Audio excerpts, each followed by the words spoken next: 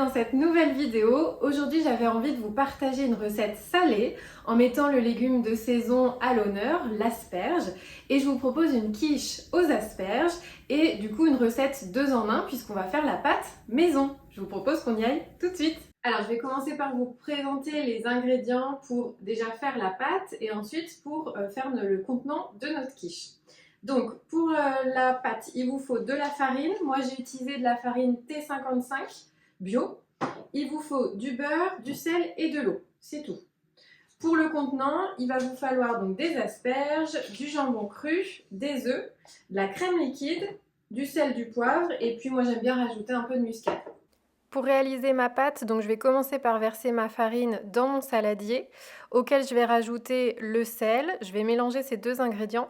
C'est à cette étape si vous voulez aromatiser la pâte avec des épices, des herbes aromatiques, etc. C'est à ce moment-là qu'il faudra les intégrer.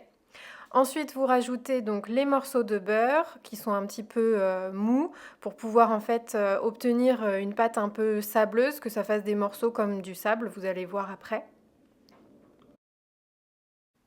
Une fois qu'on a obtenu cette texture sableuse, comme vous le voyez à l'image, on va pouvoir rajouter l'eau pour former une boule.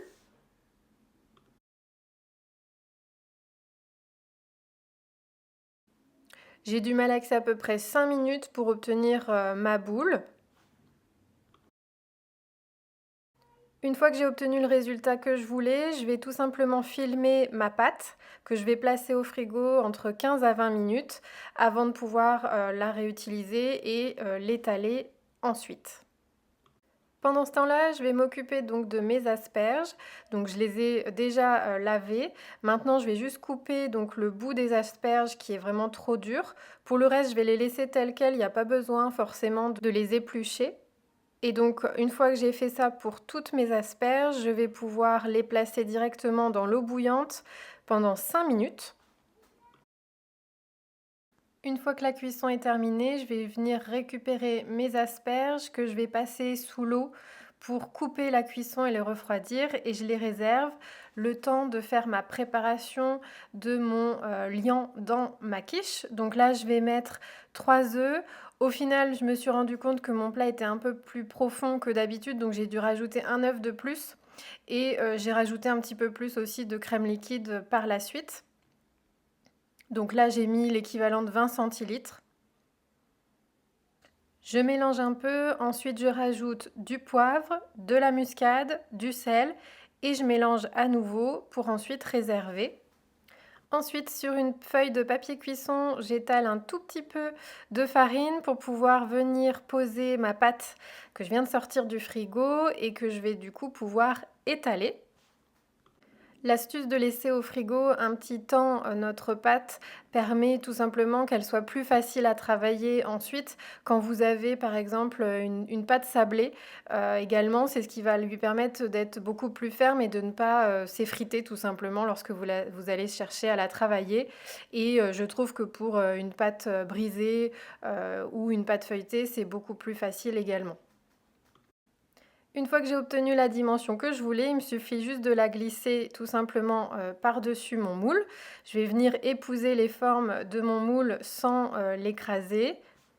Je vais ensuite venir piquer avec une fourchette le fond de ma pâte pour ensuite disposer un disque de papier cuisson au fond et rajouter par-dessus des noyaux cerises pour tout simplement venir passer ma pâte 10-15 minutes au four en pré-cuisson.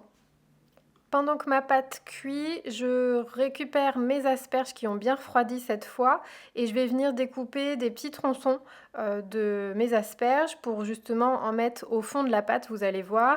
Et je vais garder quelques têtes pour pouvoir faire ma décoration de ma quiche sur le dessus. Une fois que ma pâte a pré-cuit, donc je la sors du four, je vais pouvoir retirer les noyaux de cerise pour passer au montage de ma quiche. Je commence par étaler dans le fond de ma pâte donc des morceaux d'asperges, par-dessus lequel je vais ensuite rajouter quelques lamelles de jambon cru. et je vais venir y verser donc ma préparation de mélange œufs, crème et épices. Et pour terminer, je vais rajouter donc les têtes d'asperges sur le dessus de ma préparation. J'essaye de faire en forme de soleil. Après, chacun met comme il veut. L'idée, c'est que ça soit joli à la sortie de la cuisson. Une fois que ma composition est terminée, je vais enfourner 15 premières minutes ma quiche. Une fois que ces 15 premières minutes seront passées, je vais rajouter mes derniers morceaux de jambon cru pour réenfourner une dernière fois 15 à 20 minutes. Ces 2 étapes de cuisson vont m'éviter que le jambon cru soit complètement grillé ou desséché. Et voilà le résultat final. Je suis tellement contente de ce que ça donne. Dommage que je puisse pas vous partager les odeurs, ça sent tellement bon, c'est coloré, ça sent le printemps. Je vous recommande vivement d'essayer cette recette qui pour moi est superbe.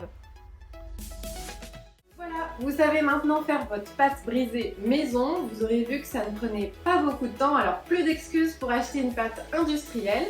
Et en attendant, n'hésitez pas à me laisser en commentaire une fois que vous aurez dégusté la recette. Et en attendant, comme d'habitude, prenez soin de vous, votre santé, votre bien-être. À bientôt!